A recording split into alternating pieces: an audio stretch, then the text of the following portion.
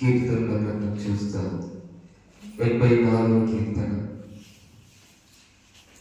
5వ వచనాన్ని మనం చదువుదాం. 84 బలమునందు మనుష్యులు ధన్యులు, యాత్ర చేయు మార్గములు వారికి అతి ప్రియములు. హల్లెలూయా, హల్లెలూయా. కీర్తనల గ్రంథం 84వ కీర్తన 5వ వచనం. ఎవరి వలన బలమునందు మనుషులంట? నీ వలన, దేవుని వలన బలమునందు మనుష్యులు ధన్యులు. కింది వచనాలు చూస్తే, యాత్ర చేయు మార్గములు వారికి అతి ప్రియములు. చూడండి, చాలా సార్లు మనం ఏమనుకుంటామంటే, నేను బలహీనుడని అనుకుంటాం. నేను బలహీనుడు, నా వల్ల ఏమీ కాదు అని అనుకుంటాం. మనిషి ఆలోచన ఎప్పుడైనా ఎలా ఉంటుందో చెప్పండి? నేను బలహీనుడను అన్న ఆలోచన కలుగుతా ఉంటాయి, శక్తిహీనుడను అన్న ఆలోచన కలుగుతా ఉంటాయి. కానీ దేవుడు ఏమంటున్నాడంటే, ఆయన చేత బలము నొందిన మనుషులు ఎవరంట? ధన్యులు అని రాయబడింది. ఎవరి చేత బలం నొందిన వాళ్ళు? ఈ రోజు దేవుని బలాన్ని ఎవరైతే పొందుకొని ఉంటారో వాళ్ళు ధన్యులు. అవునా? ఎవరైతే దేవుని బలము చేత నింపబడతారో వాళ్ళు ధన్యులై ఉంటారు. దేవుడు ఎవరిని ఏర్పరచుకున్నాడో తెలుసా? ఎవరిని దేవుడు కోరుకున్నాడో తెలుసా? ఆయన ఏర్పాటు ఎవరి మీద ఉందో తెలుసా? జ్ఞానులను సిగ్గుపరచడానికి లోకంలో వెర్రి వారిని దేవుడు ఏర్పాటు చేసుకున్నాడు. బలవంతులైన వారిని సిగ్గుపరచడానికి ఎవరిని ఏర్పాటు చేసుకున్నాడు? బలహీనులను ఏర్పాటు చేసుకొని వాళ్ళని దేవుడు బలవంతులుగా మార్చాడంట.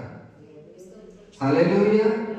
ఈ రోజున గొప్ప గొప్ప సేవ జరుగుతుంది, గొప్ప గొప్పగా వాక్యం చెప్తున్నారు, వాళ్ళు గొప్పగా వాడబడుతున్నారంటే వాళ్ళ బలాన్ని బట్టి కాదు, వాళ్ళలో ఉన్న దేవుని బలాన్ని బట్టి వాళ్ళు వాడబడుతున్నారు. హల్లెలూయా. ఎవరైనా ఈయన గొప్ప సేవ చేస్తున్నాడంటే దేవుని యొక్క బలం ద్వారానే. హల్లెలూయా. దేవుని యొక్క శక్తి ద్వారానే. హల్లెలూయా, హల్లెలూయా. ఇక్కడ చూడండి, అది 84వ కీర్తన 7వ వచనంలో చూడండి ఒకసారి.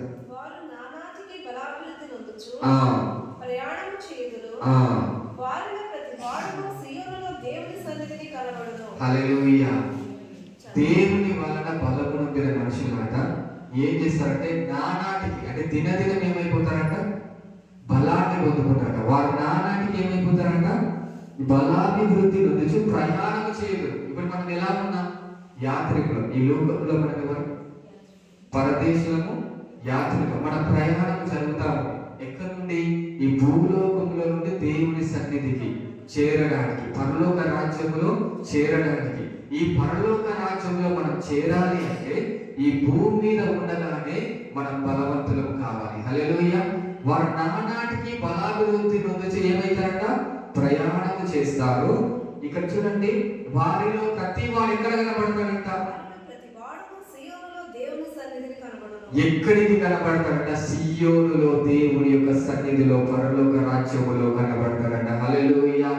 ఇక్కడ భూమి మీద దేవుని బలము చేత నింపబడితే, దేవుని శక్తి చేత మనం నింపబడితే, దేవునిలో మనం బలవంతులుగా మార్చబడితే, మన ప్రయాణం చేస్తూ చేస్తూ చివరికి మనం సియోనులో దేవుని సన్నిధిలో కనబడతాము. హల్లెలూయా. నీవు దేవుని చేత బలం పొందుకున్న వ్యక్తివైతే నువ్వు సియోనులో కనబడే వ్యక్తిగా కనబడతావు. హల్లెలూయా, హల్లెలూయా. అందుకే ప్రభువు అంటున్నాడు, మనం ఎప్పుడు నెగిటివ్ ఆలోచన పెట్టుకోవాలి. నేను బలహీనుడను, నేను శక్తిహీనుడను, నేను ఎందుకు పనికిరాని వాడను, నా వల్ల ఏమీ కాదు, ఇలాంటి ఆలోచనలు మనం ఎప్పుడు పెట్టుకోవాలి. ఎందుకో తెలుసా? దేవుడే మన బలమై ఉన్నాడు. హల్లెలూయా. ఎవరు మన బలం చెప్పండి? క్రీస్తును ధరించుకున్న వాళ్ళు, క్రీస్తు బలము చేత నింపబడ్డవా. దావీదు ఒక మాట అంటాడు, ఏంటో తెలుసా? యెహోవా నా బలమా, నేను నిన్ను ప్రేమించుచున్నాను అంటాడు ఆయన. ఒక పాట ఉంటుంది, యెహోవా నా బలమా, యథార్థమైనది నీ మార్గం, పరిపూర్ణ మార్గం యెహోవా. హల్లెలూయా. ఎవరు మన బలం చెప్పండి? యెహోవా. ఎవరు? యెహోవా. దేవుడు అంటే వాక్యం అన్న. దేవుడు అంటే వాక్యం. వాక్యమే దేవుడు. ఆదియందు వాక్యం ఉండేను, వాక్యము దేవుడై ఉండేను, ఆ వాక్యమే దేవుని యొక్క. ఇప్పుడు వాక్యం ఎవరు? దేవుడా కాదు. అందుకే దేవుడు వాక్యము చేత మనం నింపబడ్డాం అనుకోండి. వాక్యము చేత ఎప్పుడైతే నువ్వు బైబిల్ని బాగా ధ్యానిస్తావు, ఈ వాక్యాన్ని ఎక్కువగా ధ్యానించేవాళ్ళు వాక్యంలో ఉన్న బలాన్ని పొందుకుంటారు. హల్లెలూయా. దేవునిలో ఉన్న బలం మన లోపలికి రావడం స్టార్ట్ అవుతుంది. హల్లెలూయా. అందుకే మొదటి యోహాను రాసిన పత్రికలో ఏమంటాడు తెలుసా? యవనస్తులారా మీరు బలవంతులు, దేవుని వాక్యం యందు నివసించుచున్నది అంటాడు. ఎందుకు బలవంతులయ్యారంటే యవనస్తులు? దేని చేత బలవంతులుగా మార్చబడ్డారు? మనం తినే ఆహారాన్ని బట్టి కాదు మనకు బలం వచ్చేది. మనం భుజించే దేవుని వాక్యము మన ఆత్మకు బలమునిస్తుంది. హల్లెలూయా. మన ఆత్మకు శక్తినిస్తుంది. ఈ వాక్యం ఏమిటి? మన ఆత్మకు ఆహారము లాంటిది. హల్లెలూయా. హల్లెలూయా. ఈ వాక్యాన్ని ఎక్కువ చదివే వాళ్ళు బలంగా నిలబడతారు, దుష్టుని జయిస్తారట. మొదటి యోహానులో ఏమంటాడు ప్రభువు? మీరు యవనస్తులారా మీరు బలవంతులు, దేవుని వాక్యము యందు నిలుస్తున్నది, మీరు దుష్టుని జయించి ఉన్నారు. చూడండి ఆ వాక్యం. మొదటి యోహాను రాసిన పత్రిక 2వ అధ్యాయం 14వ వచనం. మొదటి యోహాను రాసిన పత్రిక 2:14. మీరు తండ్రిని ఎరిగి ఉన్నారు కనుక మీకు వ్రాయిచున్నాను. తండ్రులారా మీరు ఆది నుండి ఉన్నవానిని ఎరిగి ఉన్నారు కనుక మీకు వ్రాయిచున్నాను. యవనస్తులారా మీరు బలవంతులు, దేవుని వాక్యం ఎంత నిలుచుచున్నది, మీరు దుష్టుని జయించి ఉన్నారు కనుక మీకు వ్రాయిచున్నాను. ఏమంటున్నాడు? యవనస్తులారా మీరు బలవంతులు. ఎవరండి యవనస్తులు? దేవుని వాక్యం ఎవరైతే ఎక్కువగా ధ్యానిస్తారో, ఎవరైతే దేవుని వాక్యాన్ని తమ హృదయంలో నింపుకుంటారో, ఎవరైతే దేవుని వాక్యం చేత నింపబడతారో వాళ్ళు దుష్టుని అగ్ని బాణములను ఆర్పుటకు శక్తిని పొందుకుంటారు. హల్లెలూయా. శక్తి ఎలా వస్తుందంటే దేవుని వాక్యములోనే ఉన్నది దేవుని శక్తి అంతా. ఈ వాక్యమును ధ్యానించినప్పుడు, ఈ వాక్యమును నెమరు వేసినప్పుడు, ఈ వాక్యములకు మనం లోబడినప్పుడు, దేవుని ఆజ్ఞలు మనం పాటించినప్పుడు దేవుని బలము మన లోపలికి రావడం స్టార్ట్ అవుతుంది. హల్లెలూయా. అందుకే అపోస్తలుడైన పౌలు అంటాడు, నేను ఎప్పుడు బలహీనుడను అప్పుడే నేను బలవంతుడనంట. నన్ను బలపరిచే వాని నేను సమస్తము చెయ్యగలనంట. ఈరోజు దేవుని బలము మన లోపలికి రావాలి. చాలా మంది బలహీనులు ఎందుకైతారో తెలుసు? ప్రతి శోధనలో ఎందుకు పడిపోతారో తెలుసా? ప్రతి దానికి కొంతమంది నేను శోధనలో పడిపోతున్నానంట, ప్రతి దానికి నాకు పాపం మీద చేయలేదంట. అవునా? చిన్న శోధన రాగానే పడిపోతారు చాలా మంది. చిన్నగా అపవాదు శోధించగానే దేవుడు దూరం అయిపోతారు. పాపంలో ఎప్పుడు పడిపోతారు. ఎందుకు పాపంలో ప్రతి విశ్వాసం పడిపోతారో తెలుసా?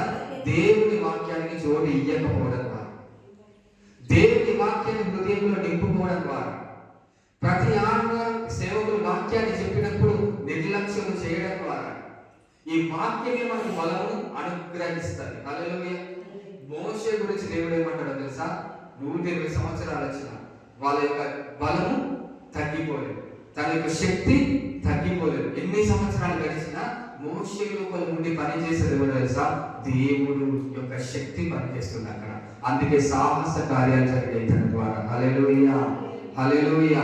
మనకు బలము వచ్చేది దేని వల్ల తెలుసా? మనం తీసుకునే ఆహారం ద్వారా కాదు, మనం తీసుకునే ఆహారం ద్వారా కాదు. మనం ఎంత ఆరోగ్యంగా ఉన్నామంటే దేవుని బలం ద్వారా. ప్రతి సియోనులో నుండి దేవుడు మనల్ని బలపరిచే దేవుడు ఆయన. హల్లెలూయా. సియోనులో నుండి మనల్ని ఆశీర్వదించే దేవుడు ఆయన. హల్లెలూయా. దేవుని యొక్క బలం చేత మనం నింపబడదాం, దేవుని యొక్క శక్తి చేత నింపబడదాం, దేవుని వాక్యాన్ని ధ్యానించే బిడ్డలుగా మనం ఉందాం. వారు నానాటికి బలాభివృద్ధిని వచ్చారంట. యోబు పుస్తకం ఒకసారి చదవండి. యోబు గ్రంథం 34వ అధ్యాయం 20వ వచనం.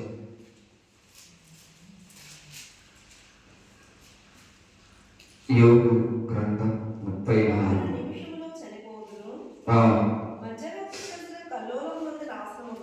బలవంతులు దైవికముగా కొనిపోబడతారు. చూడండి, వారు నిమిషంలో ఏమైపోతారట, చనిపోదురు. ఇంకా చూడండి, మధ్యరాత్రి ప్రజలు కల్లోలం నుండి నాశనం అవుతారు, బలవంతులు ఏమైపోతారట, దైవికముగా కొనిపోబడతారు. హల్లెలూయా. చూడండి, మనిషి మరణించాలంటే ఒక క్షణం చాలు, అవునా కదా? మనిషి మరణించాలంటే ఒక క్షణం, సడన్ గా ఉన్నట్టుండి హార్ట్ అటాక్ వచ్చి చనిపోయిన వాళ్ళే ఉన్నట్టుండి. మనిషికి ఎప్పుడు ఏమైతుందో, ఏ సెకండ్ మనిషి మరణిస్తాడో మనిషికే తెలియదు, అవునా కదా?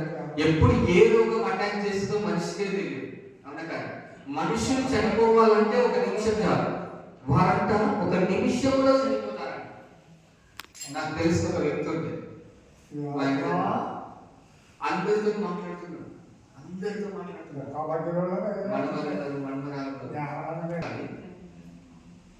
సడన్ గా ఉండాలి, ఒక్క నిమిషంలో చనిపోయాడు.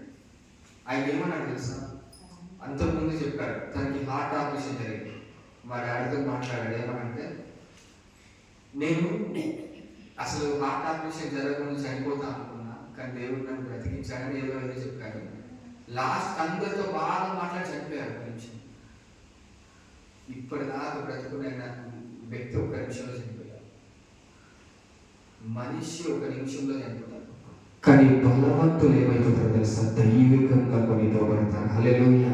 అక్కడ అదే అంటున్నాడు, ఈ లోకములో నీవు కొనిపోబడాలి దేవుని రాకడలో. అంటే దేవుని రాకడ వచ్చినప్పుడు ఎత్తబడే గుంపులో మనం ఉండాలి అంటే, దేవుని ముందు మనం నిలబడాలంటే యెహోవా బలాన్ని మనము ధరించుకోవాలి. వాక్యములో ఉన్న బలం మన లోపలికి రావాలి, వాక్యములో ఉన్న శక్తి రావాలి. అప్పుడు బలవంతులు దైవికంగా దేవుని సన్నిధిలో నిలబడతారట. హల్లెలూయా, హల్లెలూయా. మనం బలహీనులమా బలవంతులమా? చెప్పండి, బలహీనులమా బలవంతులు? బలవంతులు, అవునా కదా? చాలాసార్లు ఏమనుకుంటాం, చిన్న శోధన రాగానే పడిపోతాం, బలహీనమైన ఆలోచన, చిన్న సమస్య రాగానే కృంగిపోతాం, చిన్న శ్రమ రాగానే ఇక నా వల్ల కాదు నేను జయించడం అనుకుంటాం, అవునా కదా? చిన్న శ్రమ రాగానే, చిన్న శోధన రాగానే, చిన్న సమస్య రాగానే ఇంకా నా అంత బలహీనం లేదు, నేను జయించలేను అని అనుకుంటాం. కానీ మోషే ఎర్ర సముద్రమైన జయించాడు, దేని బట్టి? దేవుని యొక్క బలమును బట్టి. హల్లెలూయా, హల్లెలూయా. ఎరికో కోట కూలైన కూలిపోయి దేని బట్టి? దేవుని శక్తిని బట్టి, అక్కడ స్తుతులను బట్టి. హల్లెలూయా. కాబట్టి ఈ రోజు నీవు దేవునిలో బలం కలిగిన వ్యక్తి, దేవుని వల్ల బలము పొందిన మనుషులు ధన్యులు. యాత్ర చేయు మార్గములు వారికి అతి ప్రియములు, వారు నానాటికి బలాభివృద్ధి పొందుచు ఎక్కడ కనపడతారు తెలుసా? సియోనులో, యెహోవా సన్నిధిలో. హల్లెలూయా. మన దేవుని సన్నిధిలో కనబడాలంటే దేవుని బలాన్ని ధరించుకోవాలి. మన బలం ఉంటేనే ఏ పని చేస్తాం. ఎక్కడికైనా ప్రయాణం చేయాలన్నా మన లోపల ఏం కావాలి? అవునా? బలం లేకపోతే ఏదైనా చేయగలుగుతాం? ఏమైనా. మీరు అక్కడి నుంచి ఇంత దూరం వచ్చారంటే ఎంతో కొంత బలం మీ లోపల. ఆరాధన చేస్తున్నారు, వాక్యం చదువుతున్నారు, పాటలు పాడుతున్నారు, నేను ఇక్కడ నిలబడి చెప్తున్నానంటే నా లోపల ఎంతో కొంత బలం ఉండడం బట్టే దేవుని కార్యం, వాక్యం ప్రకటిస్తున్నాను. అసలు ఇదే లేకపోతే చేయగలుగుతా? నీకు దేవుని బలం ఎందుకు ఇస్తాడో తెలుసా? నువ్వు దేవుని పని చేయాలి, దేవుని రాజ్యాన్ని కట్టాలి, నువ్వు దేవుని స్తుతించాలి. నీకు దేవునిచ్చిన బలం దేవుని కోసం ఖర్చు కావాలి, దేవునిచ్చిన శక్తి ఎవరి కోసం ఖర్చు కావాలి? దేవుని కోసం ఖర్చు కావాలి. దేవునిచ్చిన బలం దేవునికి ఉపయోగపడాలి. హల్లెలూయా. పరలోక రాజ్యానికి ఎవరు వెళ్తారంటే దేవుని చేత బలాన్ని పొందుకున్న వ్యక్తులే సియోనులో కనపడతారు. దేవుడు ఒక మాట అంటాడు, ఏమంటాడు తెలుసా? మత్తయి సువార్త 11వ అధ్యాయం 20వ వచనం చదవండి తెలుసా? మత్తయి సువార్త 11వ అధ్యాయం 20వ వచనం.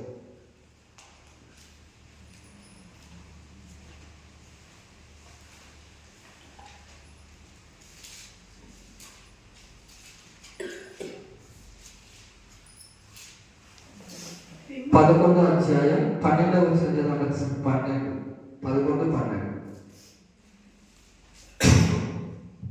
బాప్తిసమిచ్చు యోహాను దినములు మొదలుకొని ఇప్పటి వరకు పరలోక రాజ్యం బలత్కారంగా పట్టబడుచున్నది. బలత్కార పరలోక రాజ్యము ఎవరు ఆక్రమించుకుంటున్నారట? బలత్కారం. ఎవరు? బలవంతులు. హల్లెలూయా. ఎప్పటి నుంచి? బాప్తిస్మం ఇచ్చి యోహాను దినములు మొదలుకొని ఇప్పటి వరకు కూడా పరలోక రాజ్యం ఎలా పట్టబడుచున్నది? బలత్కారంగా పట్టబడుచున్నది. ఎవరు ఆక్రమించుకుంటున్నారు పరలోక రాజ్యాన్ని? ఆ పరలోక రాజ్యాన్ని ఆక్రమించుకోవాలంటే బలత్కారులు అంటే బలవంతులు దాన్ని ఆక్రమించుకొనుచున్నారు. అంటే పరలోక రాజ్యానికి వెళ్ళాలంటే ఆ లోపల బలం ఉండాలి. హల్లెలూయా. అది ఎవరి బలం? దేవుని బలము చేత మనం నింపబడాలి. హల్లెలూయా. అప్పుడు మనం పరలోక రాజ్యానికి వెళ్ళగలుగుతాం. పరలోక రాజ్యానికి వెళ్ళగలుగుతాం. మనం బలవంతులుగా మార్చబడితే పరలోక రాజ్యంలో ప్రవేశించగలుగుతాం. దుష్టుని అగ్నిబాణములను ఆర్పగలుగుతాం. మనం ఏదైనా బలం ఉంటేనే ఏదైనా చేయగలుగుతాం. బలం లేకపోతే ఏది చేయలేము. మన బలహీనంగా ఉంటే ఏది చేయలేము. అందుకే మనం ఎప్పుడు ఒక మాట అనుకోవాలి, నేను ఎప్పుడు బలవంతుడు, నేను ఎప్పుడు బలహీనుడు, అప్పుడే నేను బలవంతుడు, నేను శక్తిమంతుడు. ఎప్పుడు నెగిటివ్ థాట్స్ మన లోపలికి రావాలి. నేను ఇంతే, నేను వేస్ట్ అని ఎప్పుడు అనుకోవాలి. నేను యేసులో బలం పొందుకునే వ్యక్తిని. నా దేవుడు నాకు బలం ఇస్తాడు, నా దేవుడు నాకు శక్తిని ఇస్తాడు. మన బలహీనతలను భరించిన దేవుడు ఆయన, మన రోగములు భరించిన దేవుడు ఆయన, మన పాప భారాన్ని భరించిన దేవుడు ఆయన. మనకున్న ఆ బలహీనత అంతా కూడా ఎవరి మీద వేసుకున్నాడు? ఆయన తన మీద వేసుకున్నాడు. నీ బలహీనత అంతా ఎవరి మీద వేసుకున్నాడు? ఆయన మీద వేసుకొని ఆయనలో ఉన్న బలాన్ని మనకు అనుగ్రహించిన దేవుడు ఆయన. హల్లెలూయా. నీ బలహీనత ఎవరైనా వేసుకుంటారు? పక్కన వేసుకుంటారు. నీ భారాన్ని ఎవరైనా భరిస్తారు? చెప్పండి. నీ పని ఎవరైనా పక్కన వచ్చి చేస్తారు? ఎప్పుడైనా పక్కన వ్యక్తిని పని ఎప్పుడైనా చేస్తారా? అప్పుడు చాలా కష్టపడుతున్నావు, నీ కోసం నేను సహాయం చేస్తాను, ఎవరైనా వచ్చి నీ పని సహాయం చేస్తాను. నీ భారాన్ని నువ్వే పెంచాలి. కానీ నీ బలహీనత తన మీద వేసుకో. తనలో ఉన్న బలాన్ని నీకు ఇచ్చిన దేవుడు ఎంత గొప్పవాడు. అవునా? హల్లెలూయా. ఎంత ప్రేమమైన ఆయన. హల్లెలూయా. ఎంత శక్తివంతుడు ఆయన. హల్లెలూయా. మనల్ని ఎంత ప్రేమిస్తున్నాడు దేవుడు, ఎంతో ప్రేమిస్తున్నాడు మన దేవుడు. దేవుడు లోకాన్ని ఎంతో ప్రేమించాడు. మనల్ని ఎంత ప్రేమిస్తే దేవుడు దిగంబరిగా మారిపోతాడు సిలువ. ఎంత ప్రేమిస్తే ఆయన భూమి వేయబడతాడు సిలువ. ఎంత ప్రేమిస్తే ఆయన హింసించబడతాడు సిలువ. ఎంత ప్రేమిస్తే రోగాలు భరిస్తాడు. మనకొచ్చే రోగాలు, మనకొచ్చిన పాపము, మనం చేసిన తప్పులు ఎవరు వేసుకుంటారు వాళ్ళ మీద? ఏ వ్యక్తి నరమాత్రుడు వేసుకుంటాడు? ఒక వ్యక్తి వేసుకుంటాడు. నీ కోసం ఏ వ్యక్తి అయినా దెబ్బలు పడడానికి ఇష్టపడతాడు. అయినా యేసుని ఎంతో ప్రేమించే దేవుడు నీ బలహీనతలు, నీ శాపాన్ని, నీ పాపాన్ని తన మీద వేసుకొని తనలో ఉన్న బలాన్ని నీకు అనుగ్రహించిన దేవుడు ఆయన. హల్లెలూయా. హల్లెలూయా. కాబట్టి దేవుని యొక్క బలాన్ని మనం ధరించుకునే వారికి ఉండాలి. దేవుని బలం చేత మనం నింపబడిన వ్యక్తులుగా ఉండాలి. దేవుని యొక్క బలాన్ని ధరించుకున్నప్పుడే పరలోక రాజ్యాన్ని వెళ్ళుటకు మనం శక్తిమంతులం అవుతాము, మనం బలవంతులం అవుతాము. ఆయన యొక్క కృప మన మీద విస్తరిస్తుంది. హల్లెలూయా. హల్లెలూయా. హల్లెలూయా. బైబిల్ ఒక మాట ఉంటుంది, బలహీనుడు ఏమనుకోవాలంటే నేను బలాఢ్యుడని అనుకోవాలంట. బలహీనుడు ఏమనుకోవాలంట? నేను బలవంతుడిని అనుకోవాలంట. చాలా మంది శరీరాన్ని ఎక్కువ ప్రయారిటీ ఇస్తారు, ఆత్మకు తక్కువ ఇస్తారు. శరీరాన్ని సుఖపెట్టడానికే చూస్తారు చాలా మంది, బలపరచడానికి. ఏమంటారంటే ఎక్సర్సైజ్ చేస్తారు కదా చాలా మంది. ఎక్సర్సైజ్ దేనికోసం చేస్తారు? కొంతమంది కరాటే నేర్చుకుంటారు. దేనికోసం? శరీర బలం కోసం. అవునా కదా? ఇంకొకటి చెప్తా, ఏంటంటే ఇవంతా కండలు ఉంచుతారు. ఒక భక్తుడు అని అడిగారు తెలుసా, మంటి కండలు ఎంత పెంచినా తిరిగి మంటికే పోతుంది. అవునా కదా? దేనికి ప్రయారిటీ? శరీరానికి. ఈ పౌలు ఏమంటారంటే నా శరీరాన్ని నేను నలగొట్టుకొని లోపరుచుకొనుచున్నాను అంటాడు. ఏం చేస్తున్నాడు? తన శరీరాన్ని నలగొట్టుకుంటున్నాడు. ఎక్కడ? దేవుని సన్నిధిలో. అవునా కదా? ఎక్కడ నలగొట్టుకుంటున్నాడు ఆయన? దేవుని సన్నిధిలో మోకారించి. ఆ మోకాలు నలిగిపోతున్నాయి, కళ్ళ నుండి కన్నీళ్లు గారుతున్నాయి, ప్రసవ వేదన పడుతున్నాడు. దేవుని కోసం సువార్త ప్రకటించాలని భారం కలిగి ఉన్నాడు. కారణం దేనికోసం? ఆత్మలు రక్షణలోనికి రావాలని తన శరీరాన్ని నల్లగొట్టుకొని తన్ను తానే వ్యయంగా ఖర్చు అయిపోతున్నాడు. దేవుడు దినదినము ఏం జరుగుతుందో నేను చనిపోతున్నాను అంటాడు. దినదినం మరణానికి దగ్గరైపోతున్నాను, జీవము మీ లోపలికి వస్తుంది అంటున్నాడు పౌలు. హల్లెలూయా. దీనికి ప్రియారిటీ ఇస్తున్నామని చెప్పండి. శరీర బలం కావాలా, ఆత్మ బలం కావాలా? శరీరము మనము ఎప్పుడైతే నలగొట్టుకుంటామో అప్పుడు ఆత్మ బలంతో మనం ముందుకెళ్తాం. కానీ శరీరాన్ని బలపరచినట్టు ఆత్మ ఏమైపోతుంది? బలహీనమైపోతుంది. నీ ఆత్మ బలంగా మారాలంటే నీ శరీరాన్ని దేవుని సన్నిధిలో, ప్రార్థనలో, మోకాళ్ళ అనుభవంలో, ఉపవాసంలో, దేవుని గురించిన ధ్యానంలో కష్టపడడం అలవాటు చేసుకోవాలి. హల్లెలూయా. నేను ఇప్పుడు శరీరాన్ని కష్టపెడితేనే నీ ఆత్మ బలంగా మారుతుంది. అందుకే శరీరధారిగా యేసయ్య ఈ లోకంలో జీవించినప్పుడు తన శరీరాన్ని సుఖపెట్టుకోవడానికి ఒక్కరోజు కూడా అనుకున్నాడు చెప్పండి. ఎప్పుడు కూడా తన శరీరాన్ని సుఖపెట్టాలని అనుకోలేదు. ఎప్పుడు చిన్న టైం దొరికినా సువార్త చేయాలి, చిన్న టైం దొరికిన రోగులను స్వస్థపరచాలి, రాత్రంతా ప్రార్థనలో గడపాలి. ఆయన భారమంతా ఎందుకు అంటే ఒక వ్యక్తిని ఏ చేతనైనా అగ్నిలో నుండి లాగినట్టు దేవుని సన్నిధానానికి లాగు. ఆయన మనస్సంతా కూడా ఎప్పుడు యేసయ్య తన గురించి ఆలోచించుకోలేదు, ఎప్పుడు తన గురించి ఆలోచించలేదు. నా గురించి, నా క్షేమం ఉండాలి, నేను సుఖంగా ఉండాలి, నా శరీరాన్ని ఇలాంటి ఆలోచన ఎప్పుడు యేసయ్య ఇవ్వలేదు. ఆయన ఆలోచన అంతా పక్క వ్యక్తి రక్షణలోనికి రావాలి, ఒక వ్యక్తి మనసుగా ఉండాలి, ఒక వ్యక్తి రోగం నుండి విడిపించబడాలి, దురాత్మ నుండి విడిపించబడాలి, పాపము నుండి విడిపించబడాలి. ఆయన మనస్సంతా ఆ మనసు మనలో మనకి రావాలి. ఇప్పుడు మన గురించి ఆలోచించుకోవాలి. ఎదుటి వ్యక్తి క్షేమంగా ఉండాలి, దేవుని సన్నిధిలో కనపడాలి అని ఆలోచన మన లోపలికి రావాలి. హల్లెలూయా, హల్లెలూయా. మన గురించి మనం ఆలోచించుకోవాలి, పక్కన రక్షణలోకి రావాలి అని ఆలోచన చేయాలి మనం. హల్లెలూయా, హల్లెలూయా. అందుకే యేసు ఎప్పుడు తన కోసం ఆలోచించలేదు. శరీరాన్ని నల్లగొట్టుకున్నాడు, ఎన్నో ప్రయాణాలు చేశాడు, దూరంలో ప్రయాణం చేశాడు, ఒక సమరయ స్త్రీని రక్షించడానికి ఆయన సువార్త ప్రకటించాడు. నేను మిమ్మల్ని అడుగుతున్నాను, ఎంతవరకు దేవుడు ఆలోచించు. నీకు దేవుడు బలం ఇచ్చాడు కాబట్టి ఈ సన్నిధిలో నిలబడ్డావు, శక్తిని ఇచ్చాడు కాబట్టి ఆయన సన్నిధికి మనం వచ్చాము. నీవు ఎంతగా దేవుని పనిచేస్తున్నావు, నీ బలాన్ని ఎంతగా దేవుని కోసం ఖర్చు చేస్తున్నావు, నీ బలం దేవుని నీకు ఇచ్చిన బలాన్ని ఎంతగా ఆయనకు ప్రయాసపడుతున్నావు. ఇది దేవుడు అడుగుతాడు. నీకు శక్తినిచ్చాను, నీకు బలమునిచ్చాను, నీకు కృపనిచ్చాను, నువ్వు నా పనిలో ఎంతవరకు నమ్మకంగా చేశావు అని దేవుడు అడిగినప్పుడు మన సమాధానం ఏంటి? ఆలోచించండి. ఈరోజు దేవుడు ఇచ్చిన బలం దేవుడి కొరకు ఖర్చు కావాలి. నీ వలన బలమునందు మనుషులు ధన్యులంగా. దేవుడి బలాన్ని దేవుడి కొరకు ఉపయోగించగలను. సొంతంగా మన సొంత పనులకి, మన సొంతమైన వాటికి ఎప్పుడు కావాలి. దేవుని కోసమే ఖర్చు కావాలి, దేవుడి కోసమే. ఈ మైక్ మనం కొన్నామంటే ఉపయోగపడుతుందా లేదా? మైక్ ఉపయోగపడుతుందా? మనం కొన్నాం లేదు, ఆ స్టాండ్ ఉపయోగపడుతుందా? మనకు ఉన్న ఏదైనా ఉపయోగపడకపోతే మనం ఏం చేస్తాం చెప్పండి? తీసి పడేస్తాం. మైక్ పాడైపోతే ఏం చేస్తాం? పడేస్తామా? మన దగ్గర అలాగే పెట్టుకుంటాం. నీకు దేవుడు బలం ఇచ్చినప్పుడు, దేవుడు ఉపయోగపడినప్పుడే దేవుడు తన సన్నిధిలో నిలబెట్టుకుంటాడు. హల్లెలూయా.